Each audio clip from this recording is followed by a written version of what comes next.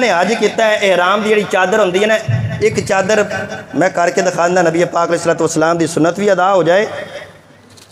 حاجی جدو طواف کرنا شروع کر دیں تو چادر اس طرح لے جاندی اتلی جڑی احرام دی دوسری چادر اس طرح چادر ہوندی لیکن اس مقام پہ جدو کافراں نے تانا ماریا نا تے میرے آقا کریم علیہ الصلوۃ والسلام نے فرمایا صحابہ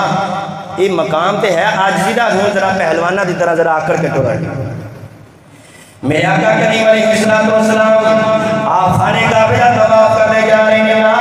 صحابہ اکرام اور یہ عاجزی دا مقام کریم آقا علیہ الصلوۃ والسلام آپ دے اس طرح چادر اوڑھی ہوئی ہے احرام والی تے طواف کرنے جا رہے ہیں چل دیا میرے آقا کریم علیہ الصلوۃ والسلام جس طرح چادر دا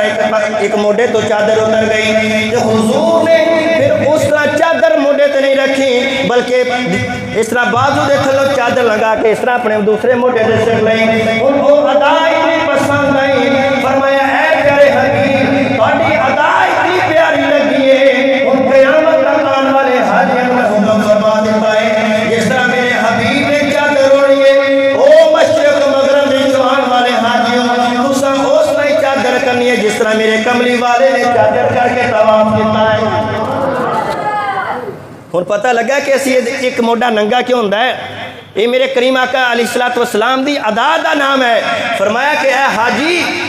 حج جڑا ہے یہ میرے محبوب بندیاں دی اداواں دا نام ہے